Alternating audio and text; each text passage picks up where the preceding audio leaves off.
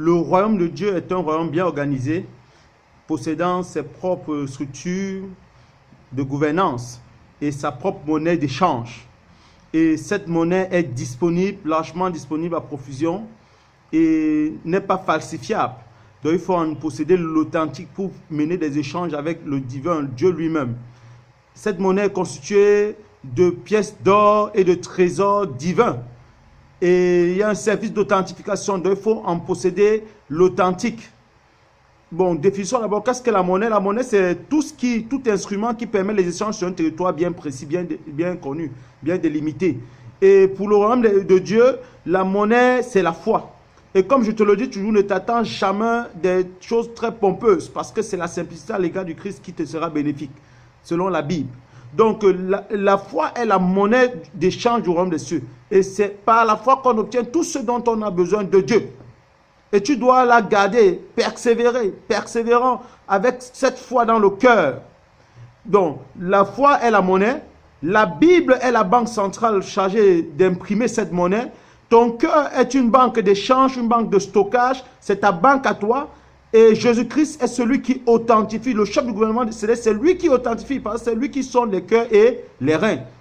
Et selon la mesure, selon la pesée de cette monnaie, Dieu te donnera selon que tu crois, selon ta foi, le dit-on dans la Bible.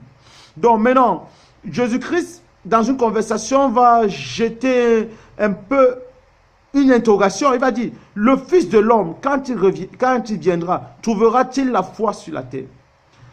Le Fils de l'homme trouvera-t-il la foi quand il viendra? Parce que sans cette foi, on ne peut rien obtenir de Dieu. Maintenant, resituons d'abord l'interrogation dans son contexte pour mieux comprendre pourquoi il est bénéfique pour toi d'avoir cette monnaie. Jésus raconte la parabole d'un juge inique qui n'avait d'égard pour personne. Et dans son royaume, il y avait une dame qui voudrait que le juge lui rende justice de sa partie adverse. Donc, comme la plupart des hommes d'aujourd'hui, elle avait de l'adversité, elle voulait qu'on lui rende justice de sa partie adverse. Et elle venait tout le temps et le juge n'avait pas son temps parce que lui n'avait d'égard pour personne, ni pour elle, ni pour personne d'autre, encore moins pour Dieu. Mais un jour, le juge va se dire, même comme je n'ai d'égard ni pour Dieu, ni pour personne, je rendrai quand même justice à cette dame pour qu'elle arrête de venir me déranger. Et Jésus va dire à ses disciples, figurez-vous, c'est que a dit ce juge inique, qu'il va rendre justice à cette dame. Et Dieu, à plus forte raison, ne rendra-t-il pas justice à ses élus? Ne rendra-t-il pas justice à ses élus? Il le leur rendra promptement. Mais, voilà donc où la question se précise dans la Bible, dit, mais quand le Fils de l'homme viendra, trouvera-t-il la foi?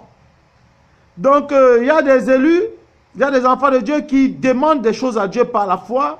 Ils demandent, mais ils ne l'ont pas encore obtenu, ils se découragent, pas de persévérance, ils lâchent. Alors que sans cette foi, on ne peut rien obtenir de Dieu. C'est seulement par la foi.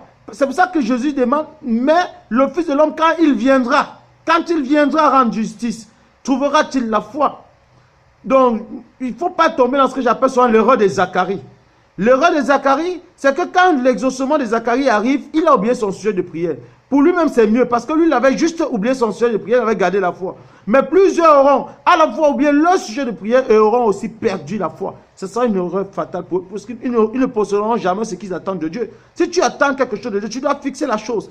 Et par la foi, il faut que tu aies la foi qui permette te permette d'obtenir toute chose de Dieu.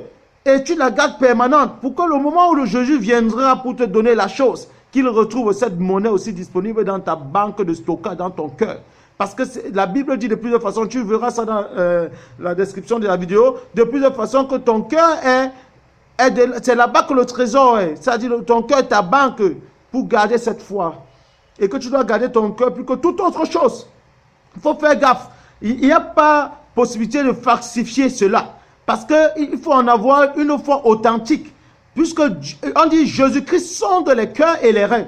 Donc, il n'y a pas possibilité de tromper. Tu ne peux pas tromper Dieu, ce n'est pas possible. Tu dois chercher à en avoir l'authentique. Et la Bible dit que la foi vient de ce qu'on entend, et ce qu'on entend sort de la parole de Dieu. Donc, tu dois aller à la source de la parole de Dieu. Parce qu'il y a beaucoup de trafiquants, il y a beaucoup de malhonnêtes. Dit homme de Dieu qui trafique de la foi des gens, qui veut utiliser la piété pour une source de gain. C'est dit dans la description, tu vas trouver les références là plus bas. Donc, ils prennent la piété comme source de gain. Donc, il ne faut pas te laisser avoir. Surtout ces personnes qui vendent les choses sacrées, des choses divines, des choses ceci, ainsi de suite, avec les guillemets partout, bien aimé. Avec les guillemets partout.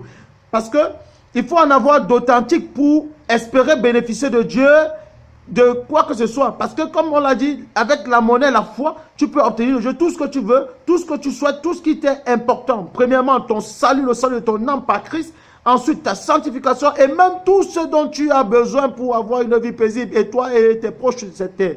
Tu peux l'obtenir par la foi. Et c'est la chose la plus importante. Et c'est celle-là même que ces loups ravisseurs viennent détruire dans ta vie. C'est-à-dire ces faux pasteurs et ces faux prédicateurs. Mais le Fils de l'homme, la question te revient encore. Quand il viendra, trouveras-tu la terre, trouveras-tu la foi chez toi? Trouveras-tu la foi? Ou est-ce qu'il y aura déjà des substituts à la foi? Parce que oui, bien aimé, il y en a qui ont...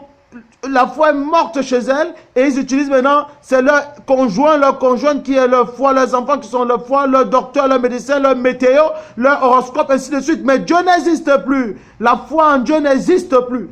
Et il faut que le Fils de l'homme, en venant vers toi, qu'il trouve la foi dans ton trésor, dans ton cœur, qu'il trouve cette foi pour pouvoir t'exaucer. C'est important pour le salut de ton âme, c'est important pour tout ce dont tu veux recevoir de Dieu, d'avoir cette foi dans ton cœur. Et elle se trouve, elle est imprimée dans la Bible, la parole de Dieu est inspirée, la parole de Dieu révélée.